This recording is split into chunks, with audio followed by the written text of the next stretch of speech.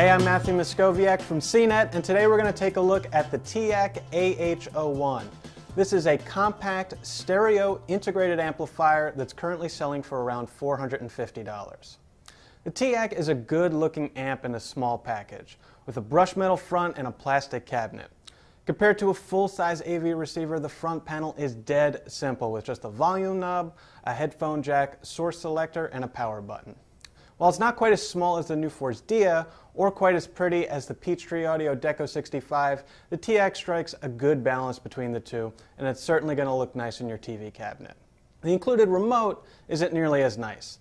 It has the annoying bubble-like buttons that are usually found on cheaper devices, and they just don't respond consistently to button presses, so you're left hitting some buttons over and over again. You'll also notice that there's no power button on the remote, so the only way to turn it on and off is via the front panel button. That means if you're using it in your living room with the universal remote, you'll probably want to leave the TEAC powered on, which isn't ideal. There are 4 inputs on the back. 2 digital audio inputs, including 1 optical and 1 coaxial, and 2 stereo analog inputs. What's neat about the optical input is that it makes it easy to use the TEAC as an AV receiver replacement at a much smaller size. Just connect all your HDMI sources to your TV, then connect the TV's optical audio output to the TEAC, and the TEAC will be able to amplify all your living room devices, as long as you're okay sticking with stereo sound. Another perk is that the AH01 has a dedicated subwoofer output, which is lacking on many of its competitors. While you can often still use a subwoofer with those other amps using speaker level inputs, the dedicated output is more convenient and leads to less wire clutter.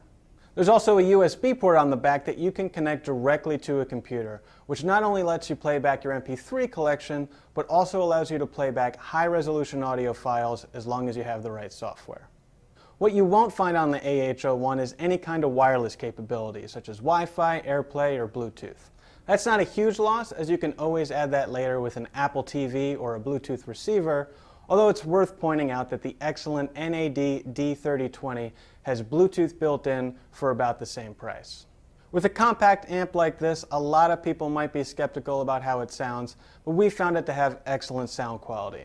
Resident audiophile Steve Guttenberg gave it a listen with a wide range of speakers, from Pioneer's budget SPFS 52 tower speakers to PSB's Image T6s, and the TEAC sounded excellent no matter what we matched it up with.